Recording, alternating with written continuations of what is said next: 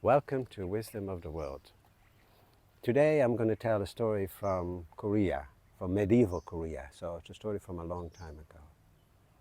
And it's about how selfishness just creates trouble for us. And the story is called The Leather Bag. And it goes like this. Once upon a time, there was an only son from farmers. And as farmers was good business, farming was good business in those days, they were very well off. And every day, a new servant would tell a new story to him, to the little boy. Now, what the boy didn't know is that every time a story was being told to him, that the spirit of that story would crawl into a leather bag that was hanging on the wall. And only if that boy would retell that story to somebody else would that spirit be freed. So the boy became a youth. And the boy was quite selfish. He would, his friends knew that he knew a lot of stories, but he wouldn't tell any stories to anybody else. He just kept them all to himself.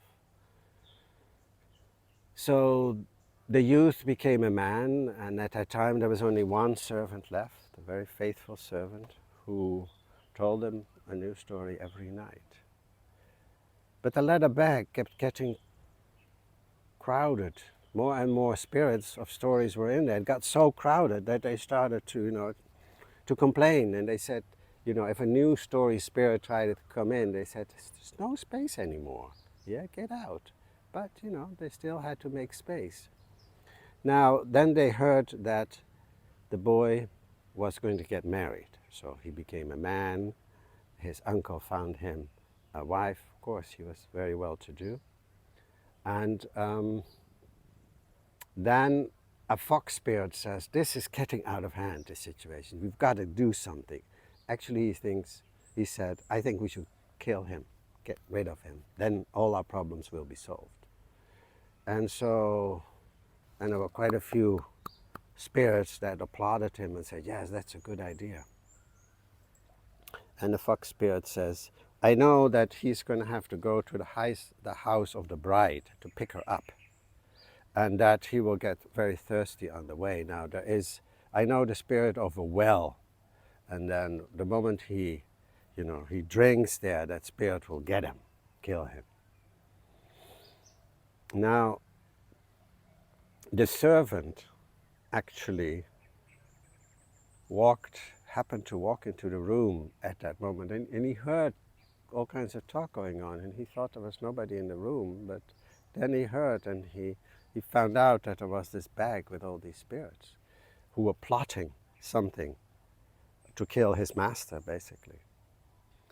So another spirit, a tiger spirit, said, if that doesn't work, then he will probably be hungry. And I have a friend who is, a strawberry spirit. And so if he eats that strawberries, the spirit will come out and get him. Oh, and they thought that was all a great idea. And if that doesn't work, then he says, another spirit said, if the boy will need to go down, he will go down from his horse, and in order to make it going down easy, they put a big bag of corn down so he can get easily down. And I will make sure that there is a red hot poker in there, so he will burn. And everybody thought, oh, that was great. Another was a snake spirit. He says, and if that doesn't work, then I have a friend, a cousin, and as the bridal couple will be led to the wedding chamber, then the snake will come out from under the carpet and bite him, and that will be the end of him. Now, the servant had heard all of this and thought, oh my goodness, what am I going to do? I must help my master. And so the wedding day came, and he asked the uncle who was organizing the wedding, can I please lead the horse? And the uncle says, no, you're way too old. And he says, please, I want to do that and then retire. So he got permission to do that. So he was leading the horse of his master, the bridegroom, who was all dressed up in a beautiful horse.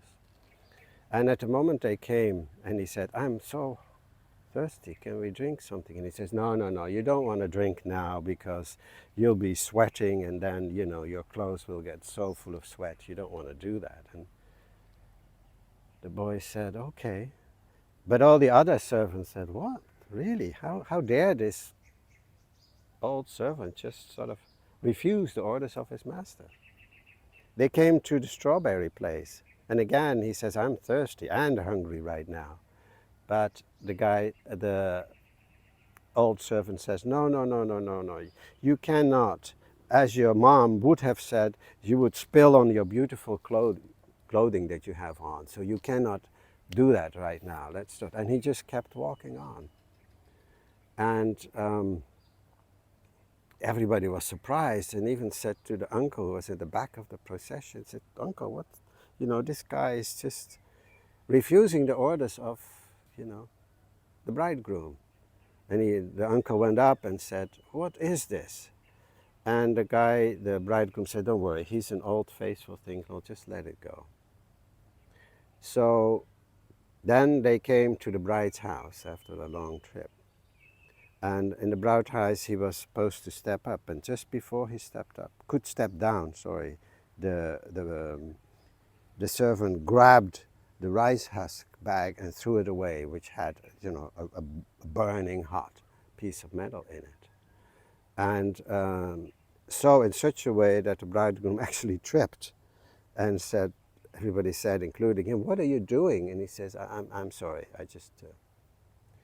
Anyhow, the party went on, and the whole ceremony, which is quite elaborate at that time in Korea. You had a cock and a hen tied to a wine bottle which the bridal couple would share.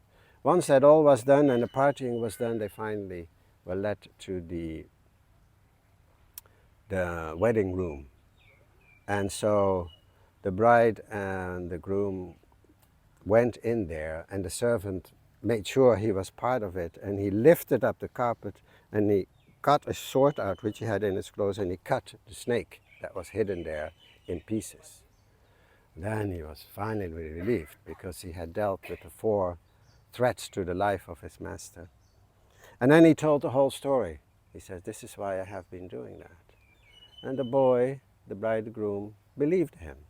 And he said, I have been so selfish. That is really not good of me. So after a while, there was children born. And the boy, who became a father, told a story every night to his children. Actually, his children thought he was the greatest dad in the world. And the servant was honored and revered and lived in his room till the end of his days, next to where the children were. Now, why am I telling you this story? I think everybody is only interested in themselves. And in that sense, all of us are very selfish, like the boy in the story. Whereas if we think of others, like the servant in the story, be rather selfless, then I think we'll be happy. Life is very simple in that way. Any suggestions for another story or comments on this story, I'm happy to hear. Thank you.